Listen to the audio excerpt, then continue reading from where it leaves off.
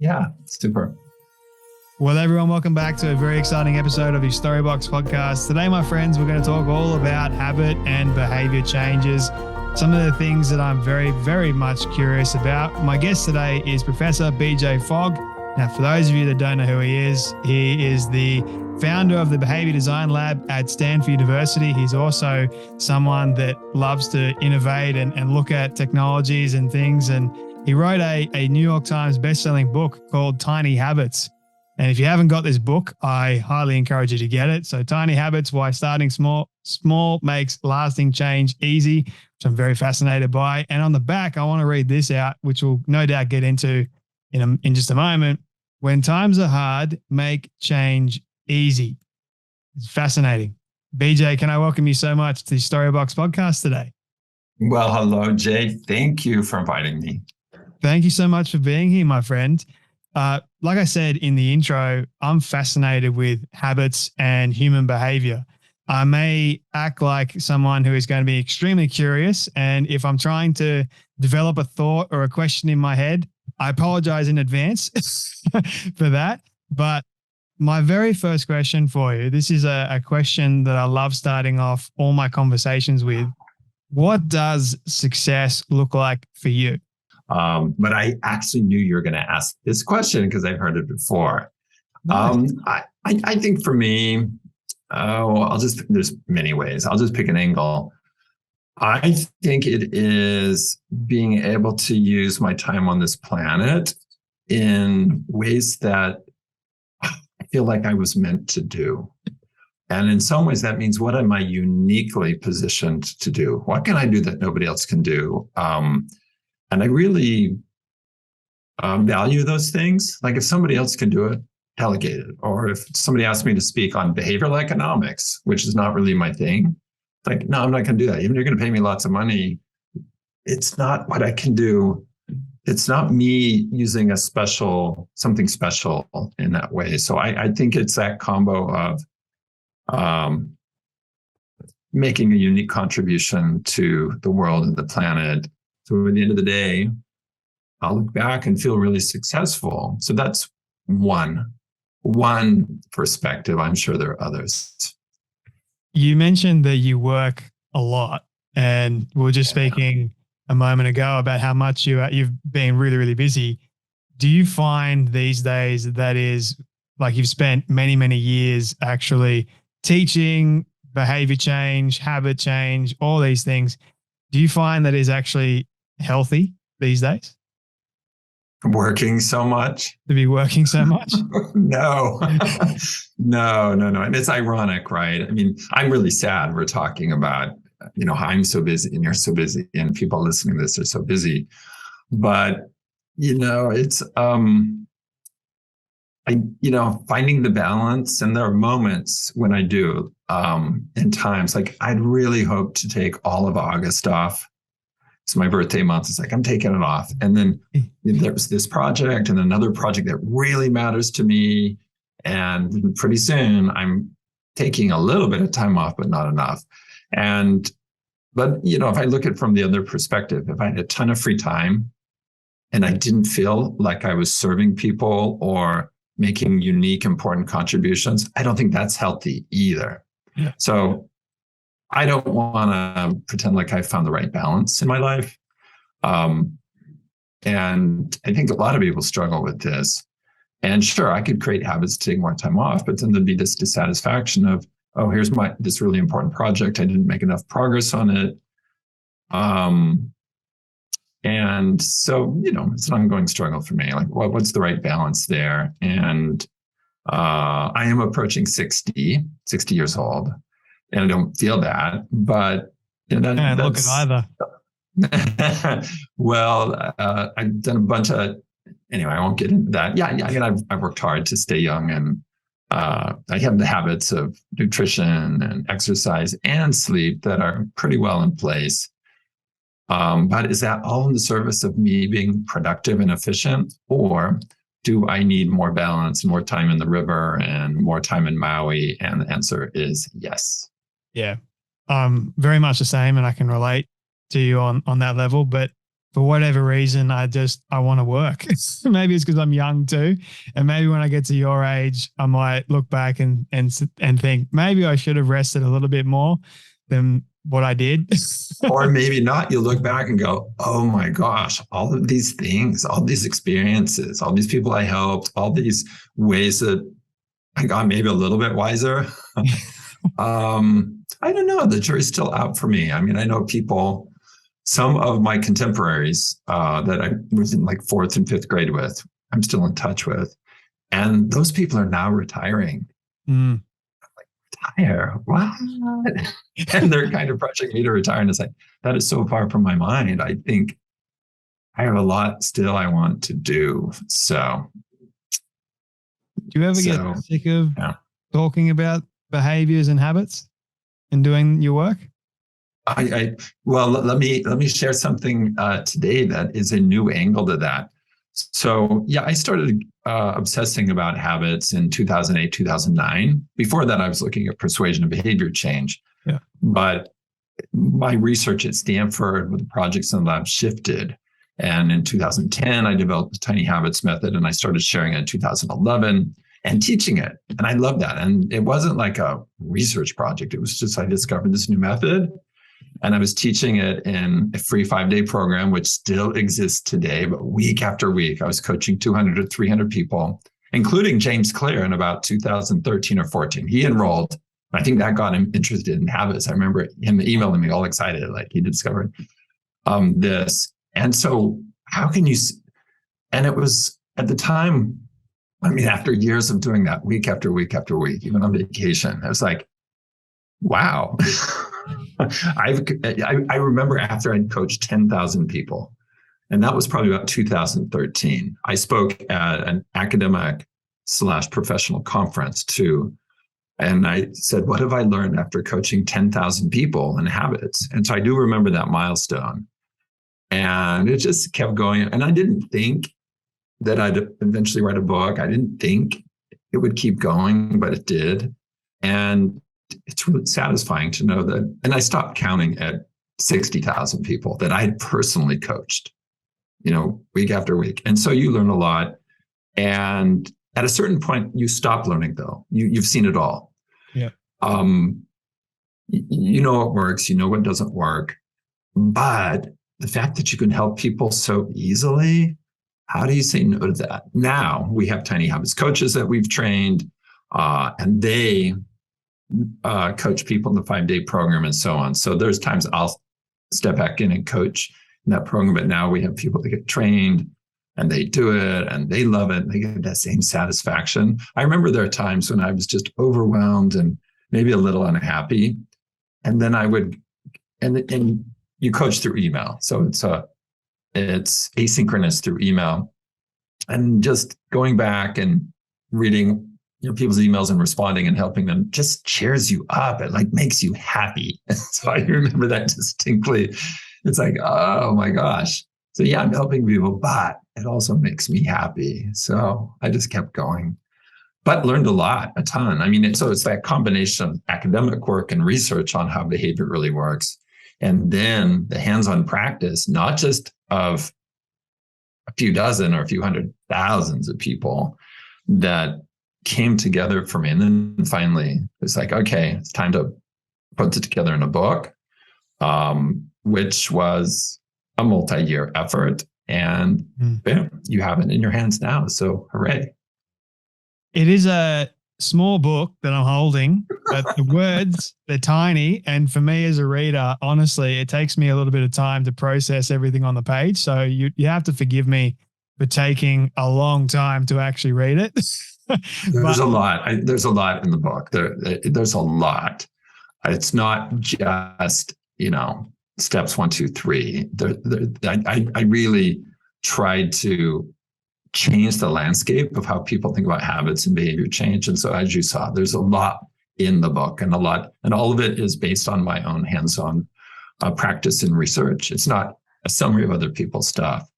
And that's, part of what I felt I uniquely could do on this planet with the time I have is to convey how human behavior really works and how you can reliably and really quite easily change your habits and subsequently your life. There's a lot in this book, and we could spend hours dissecting every single page pretty much. But what I wanted to ask you is, a moment ago, you were talking about, like, over the course of your life, your learnings, and you would have learned a lot. I mean, dealing with and coaching 60,000 people, that is no small amount. And I'm curious, like, for someone as yourself, looking at when you first started at behavior change and persuasion over the years to actually now, when you look at that, how much have you noticed that behavior change has actually changed for humans? Or have you learned anything specific that has informed your own level of change or information at all? Does that make sense? Yeah, well, let me start with the second question. Like, has it changed me? Absolutely, for sure, right? It's changed. Well, there's so many ways. So let me go to one. I am not at all afraid of changing my habits. I know that intimidates a lot of people and so on.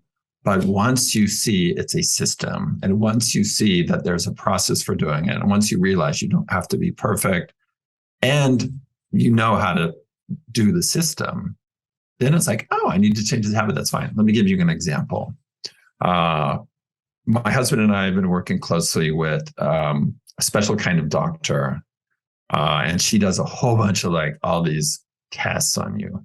And one of them is a food sensitivity test. And it turns out that I'm allergic to coffee, like apples and pomegranates and cranberry and a handful of things, like 6 things.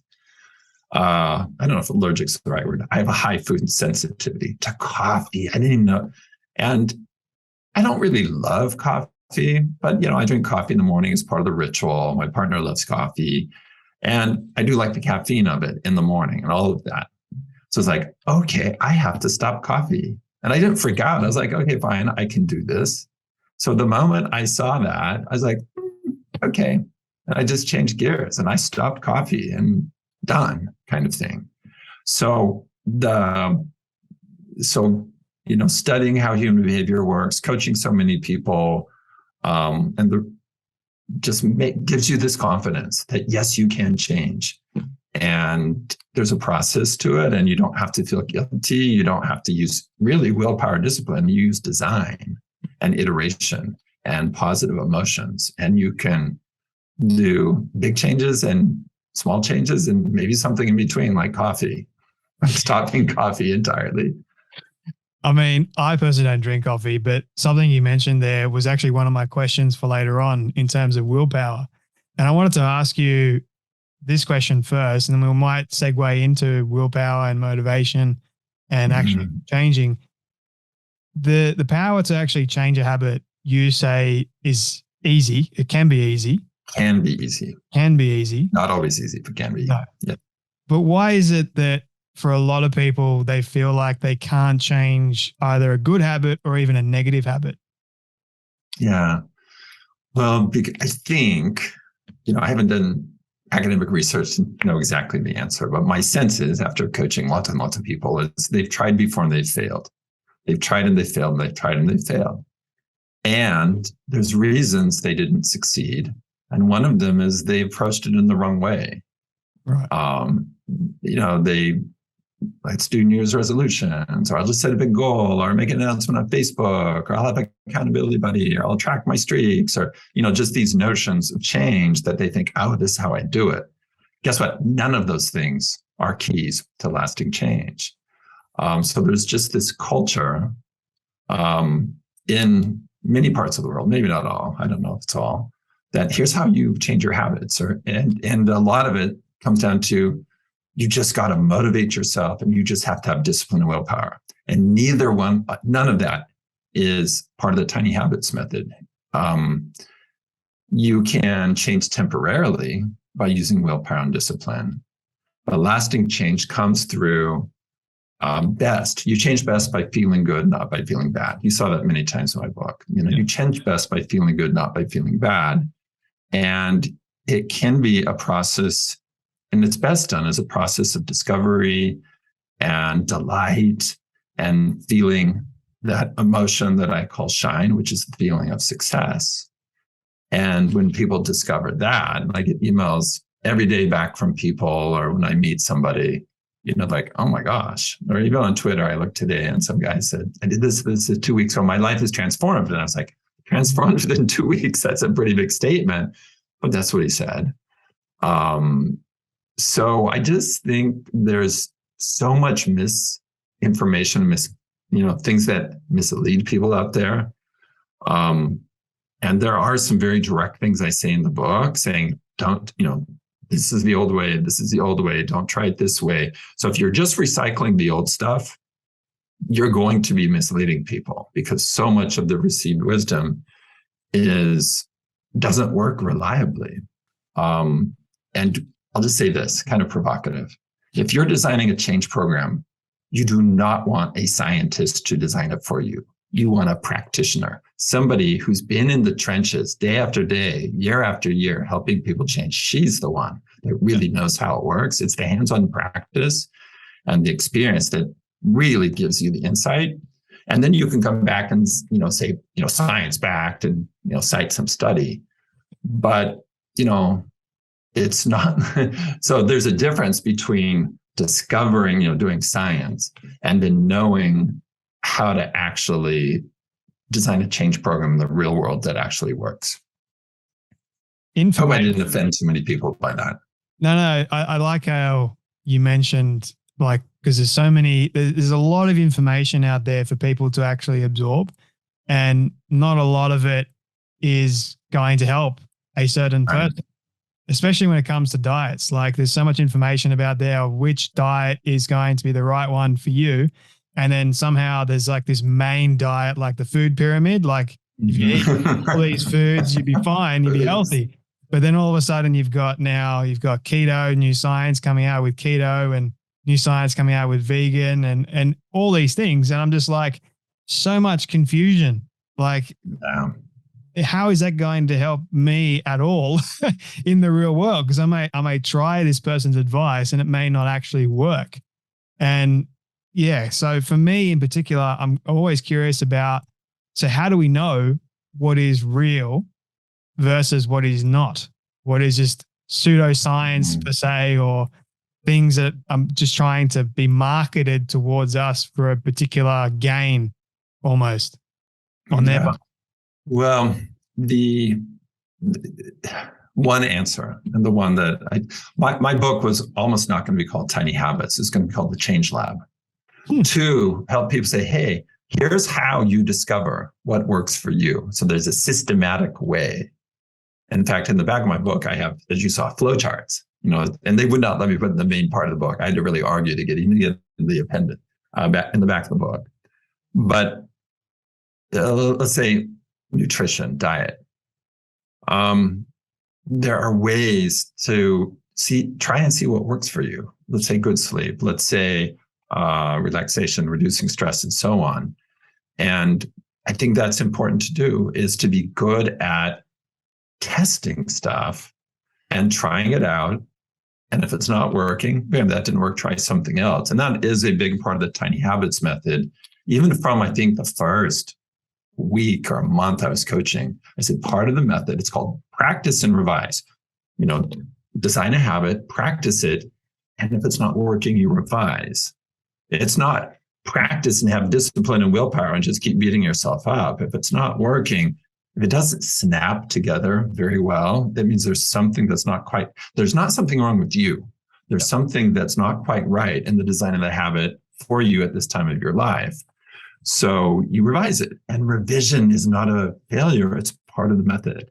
And that, I think, could have been, if the book were called The Change Lab, that would maybe be what we were talking about more than white tiny matters and things like that. But try stuff. Don't expect everything to work. But the more you do it, the better you get. Like me giving up coffee. It wasn't obvious what else I would do to get caffeine in the morning, or if I should just get over the whole caffeine thing, right? And so, but I knew I could try stuff and figure it out. right? And that I wasn't afraid of trying some things like, no, that's not really working for me. And then trying something else and finding the right fit. So that goes for nutrition, exercise, stress reduction. Not everybody has to meditate. At least here in California and Silicon Valley, it's really pushed. And there's tons of benefits to meditating, but that may not be the best habit for certain people right now to reduce stress in their life. There are other ways to reduce stress and anxiety. And the good news is, if you want to change, you can change. So Yes. if you try something out and it doesn't work for you, then you put those steps into practice to actually change. And I'm curious about, so before I ask you about how much of it is considered willpower versus motivation or both, I wanted to ask you about the elements of behavior and behavior change in a person. Are you able to share what they are so people can understand first and foremost? Yeah. So behavior is much simpler to understand than most people think. And I would say 20 years ago, I didn't know this. And then in about 2006 and 2007, pieces of the puzzle came together for me. And I call it the Fogg behavior model.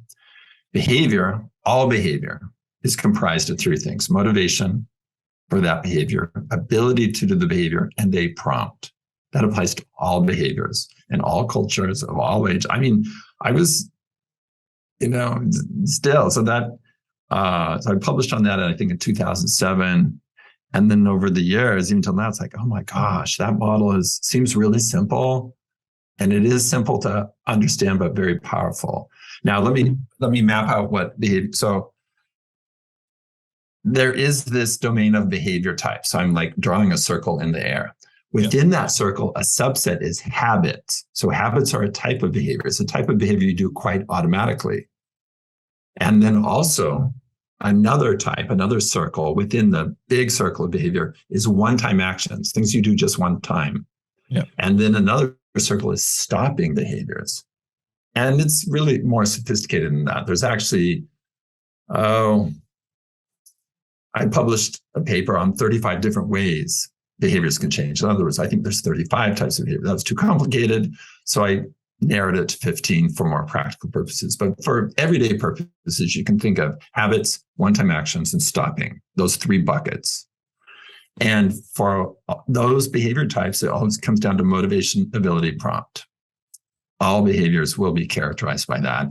The way you design for habits or one-time actions or stopping is different, but it will always come back to motivation, ability, and prompt. It's just you use those things differently. So what constitutes someone, if they do something once, what will constitute them actually making that one-time thing then becoming a habit? Just repeating the process over and over again with emotion? No, thank you. Thank you for the question. No, it turns out that repetition does not cause habits to form.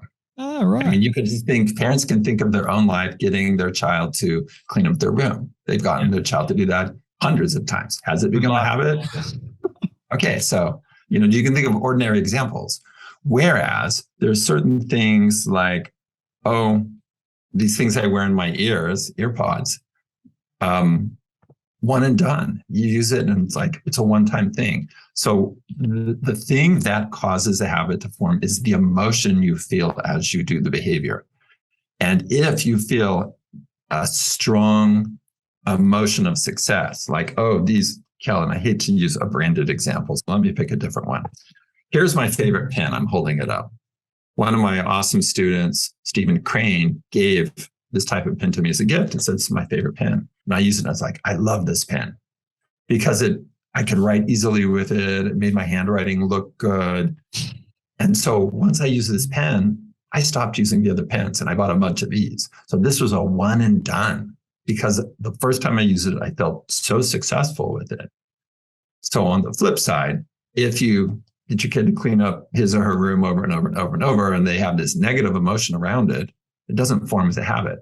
So just that those ordinary examples from our life, I think will show that repetition is not the key, but what is the emotion that you have when you do the behavior. And there are some things that are like one and done. You do it once, you no longer choose a different kind of pen. You always choose this pen.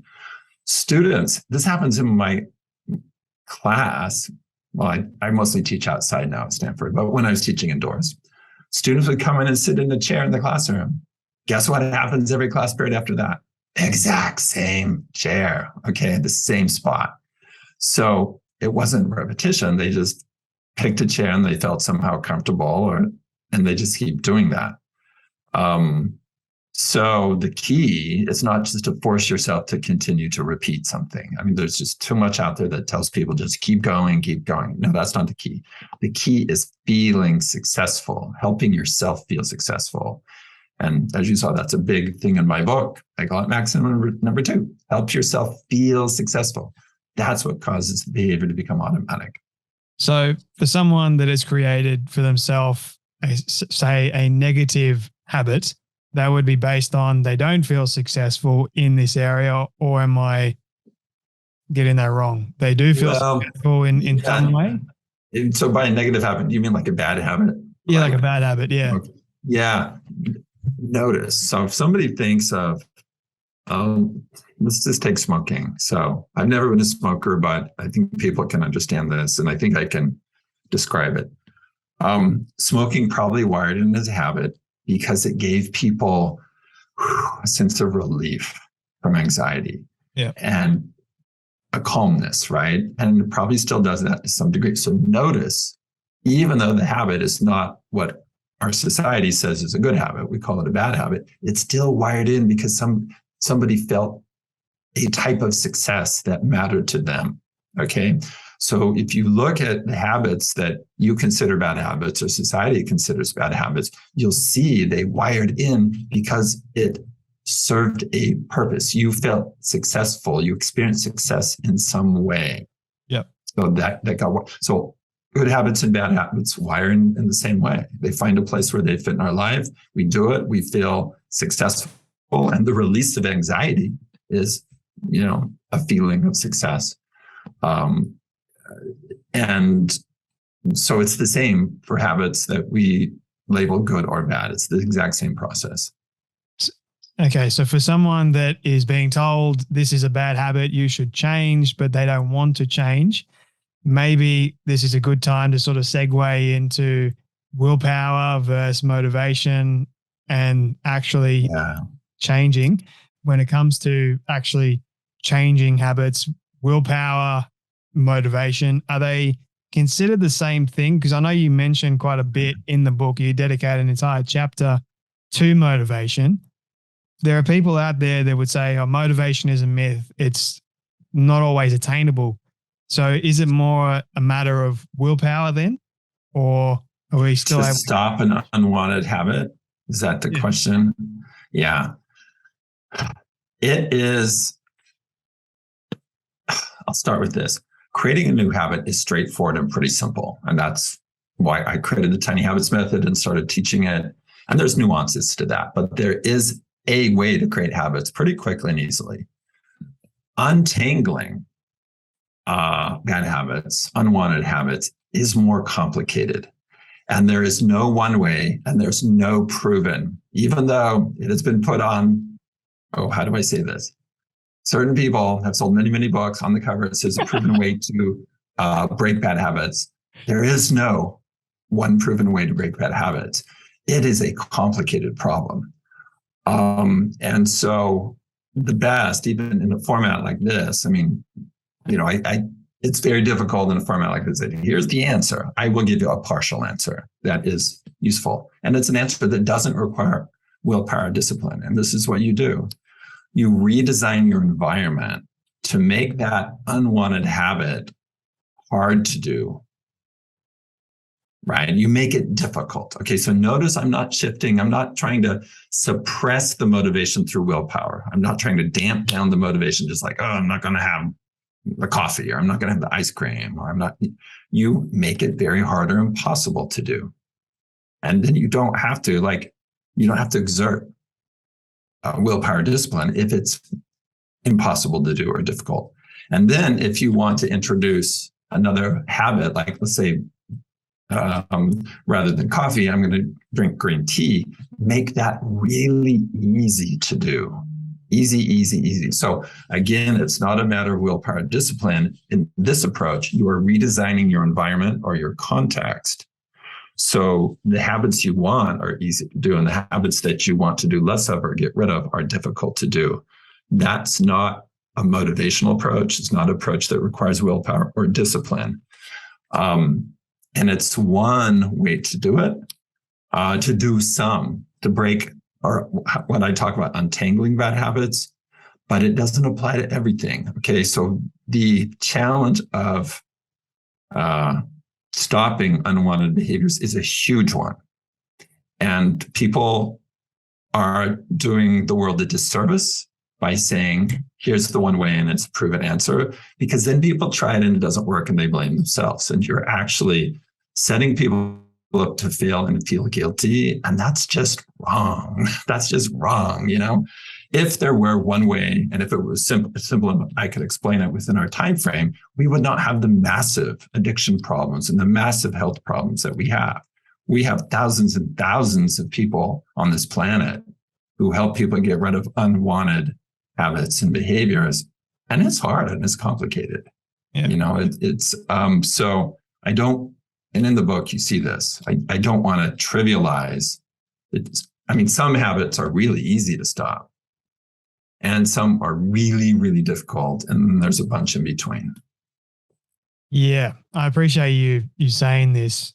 And for me, I know with looking at my own life and the habits, some of the bad habits that I created for myself, it was difficult to change. And if I'm being honest, I'm still quite untangling them because they're intertwined with a lot of experiences and memories and you name it. And it is like, especially with addiction too, like that's another level entirely. And almost how much of it, this is something that I'm interested in as well. Like for a lot of people, and this is what I did too, they wrapped that negative habit and even some good habits around their identity as well, that make it about who they are, which then only informs those emotions even more, makes it even worse, right? Yeah. Yeah, and it's one of my former students, his name is Manish Sethi.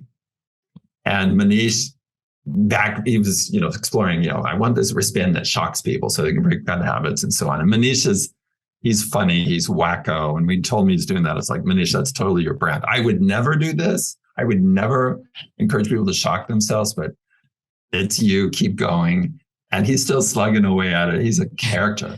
But he shared with me, there's a point, right? Because he got thousands of people to share, what are the habits you want to stop? And I was like, oh, Manish, I'd love to see that. So he sent me the list of the habits that people were wanting to stop. And Jay, I have to tell you, it made me so sad because the habits were like biting my nails and skin picking and pulling my hair and, cracking my knuckles. The vast majority of things on the list, I looked at and I thought, that's pretty trivial. That's not life-threatening. You're not, hurting other people or really yourself very much through this. But yet people were so upset with the fact that they pick their skin or bit their nails or things like that. And it just made me go, come on, people, be nice to yourself. Give yourself compassion. And that's a big part of my work and a big part of Tiny Habits is to be nice to yourself. And I'll bet there's people that will listen to this and go, oh yeah, that's not that big a deal. Get over it. If I'm not going to think I'm a terrible person for the fact that I crack my knuckles or something. But if the habit is an addiction that's harming you or somebody else, then no book and no podcast is your answer. Go find a professional who knows how to help you with that. So there's that whole range from cracking your knuckles to something that's life-threatening. That's why it is a complicated area. And there is no one world's expert on it. No. And there's no one approach that works for everyone in all cases. And some of those habits are not significant and, get on with your life. And some of them are really important to get on top of and find the right professional person who's had experience helping many with this. Yeah. Get help. Yeah. Do you agree with the term we are all creatures of habit? And then when it comes to untangling a habit and like the whole adage of takes 21 days to create one versus 66, or should we just remove both of those, I guess? Well, I do believe we're creatures of habit, but if you look hard at the research that says 66 days, it does not say what people are saying it says. Okay.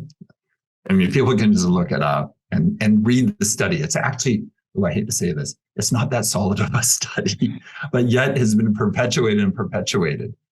And the 21-day thing has its own history. So forget both of those. Those are not directives, even though, headlines like to say that and people like to propagate that idea. However, I do agree that, humans and animals are creatures of habit. Yeah. I just saw your dog walk in the background. I bet your dog's a bundle of habits. We live where a red hawk has started making a habit of coming at a certain place at a certain time. And, you observe nature. There's habits. Habits are useful. Habits are functional. And so yes on that, but no on those common myths or misconceptions. So I would just say almost anything you've heard said over and over about habits, everybody, question it, and look harder and see if it's really true. And you can look at the academic work and read it and make a judgment. Does this apply? Is this saying what other people said that it's claiming to say? And I think people will be very surprised at how much stuff gets out there in the world about habits that has really no basis other than it's been said over and over and over, kind of thing. So even question your work? Oh, absolutely. Go in and the best thing you can do is put it to the test. Go try it. We're talking about the Change Lab and trying things in your own life. Yeah. Question my work, look at it, and push on it. And the best thing you can do is try it out for yourself and run those experiments in your own life for sure. When you wrote the book, obviously there are things that you can include and things that usually are cut out. If you were to write are you writing another book based on habits, or is that to? Yeah, yes, but what's coming before that? And wow, I think this is like the first announcement on a podcast. Boom, Jay, you're making news here. For a year, not quite a year ago, I started writing songs for kids about behavior change and habits. Because they're not going to be able to read my book and so on. So the songs are for kids about 3 to 10. One of the songs that's being, we're doing videos with them too. So the video is happening tomorrow. That will age up to older than that. But the idea there was, how do I help an entire generation of young people grow up and understand how behavior change really works, how to create habits and so on. And next week we are launching, and for kids, ask me on YouTube, I found out. And so the song, then you do a video. The video is harder than the song. And so we will be rolling that out, and every few weeks, a new song and a new song and a new song about habits. And I'm so excited about that. So I've been fortunate to have a songwriter working with me who's amazing, and other people. And so I'll write the lyrics and maybe make a few suggestions, and then they fix things because, I'm not the pro songwriter, but the team is awesome. And I'm very, very happy with the songs and very curious about the impact they'll have. So for me, more important than writing another book is efforts like this, songs, getting them out in the world. Yeah. And there's no profit motive here. Like, I'm paying the studio, I'm paying the talent, I'm paying, and yeah, I'll lose tons of money on it, but the satisfaction of it and just the idea that certainly I hope thousands of kids. I'm hoping it ends up being millions, but we'll see. We'll see where that goes. Well, congratulations on that. That's very, very exciting. And I've always said that if you want to change a generation in the right way, you educate the kids. And what better way to do it than with music?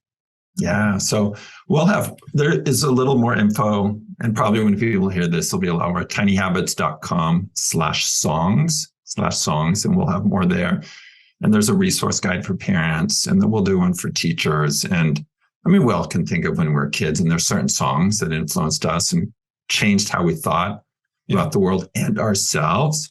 Like there's a song that's maybe not directly related to habits, but there are a few songs that are really about being nice to yourself, forgiving yourself, knowing how to encourage yourself in those moments of encouragement, and so on. So it's just been, wow, so fun to do. We'll see what happens.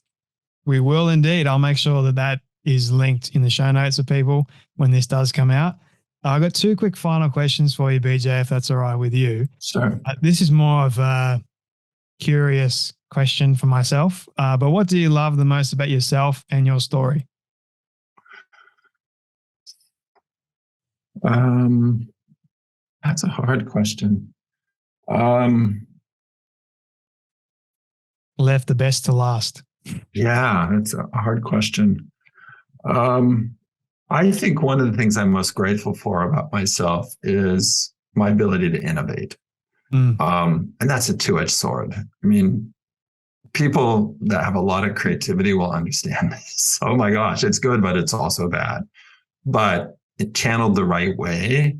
It's just, I'm so grateful for that. I mean, I didn't do anything to earn or deserve that. It's a gift. Yeah. And it's a gift that, going back to what we talked about, I feel like I need to put to use in the most positive way. So that's about me, maybe, but it's not really about me. It's about something that I just ended up having. About my story, I think, that I've had a lot of failures and I just keep going. It's the ability to just get up and keep going and not let the failures define me or discourage me or stop me from doing what I think is important in this world. Yeah. People maybe they look at me and think, oh, all these successes. Guess what? And you've heard this before. There's tons of failures you don't see, just tons and tons of setbacks. And I am just an eternal optimist, and I just kind of keep going. And I think that I like that about, I guess, my story. I do like that. I like that. People can find you at tinyhabits.com, I believe. They can go and get a copy of your book, Tiny Habits. I went to my local bookstore not that long ago and found it. The last copy. I got in quick. But this is my final question for you, BJ. It's my all-time favorite question. I love asking all my guests at the very end. It is a hypothetical one, but I want you to imagine with me for a moment that you've been able to reach the age of 100. All your friends and your family have decided to put together a film for you of everything you've ever said and everything you've ever done, and ask me how in the world they got it all. We'll call it magic for the sake of argument. They've been able to get it and show it to you on your 100th birthday. What do you want that film to say and to show about your life? Wow. I do think I will live to 100. So first of all, now whether they're going to do this, who knows? Well, that part won't be hypothetical then. Yeah. Well, I don't know if this will really, but I would love to see the expression somehow of the people I've helped. Not that they're talking to me, but I'm like peeking in on their lives and I'm seeing them be happier and healthier and more connected. Just seeing, I think, so it's not really about me talking. It's not, I hope I don't see pictures of me and stuff or videos, but just seeing the impact that I've been able to have, maybe directly, but also indirectly. A big part of my life is to train and teach other people so they can go on and have impact. That's what my behavior design boot camps are about. That's what the tiny habits training is about for coaches. That's really what the book is about, and so on. So it's not like necessarily me. Yeah, maybe directly I've helped a lot, but me being a catalyst or somebody that trains and teaches or inspires others, that's really how I see myself having the most impact. So I would love to see that in some form at 100. That would just be really, really moving for me to see some representation of that. It's a good send-off message. Well, you've impacted me in many, many ways. I can't say enough. Go and get a copy of the book, everyone. Make sure everyone knows where to find you and the book. BJ, man, thank you so much for your time today, your wisdom, your advice, and your stories, and for joining me today on the Storybox podcast. It was a lot of fun. Thank you, Jay. Thank you so much.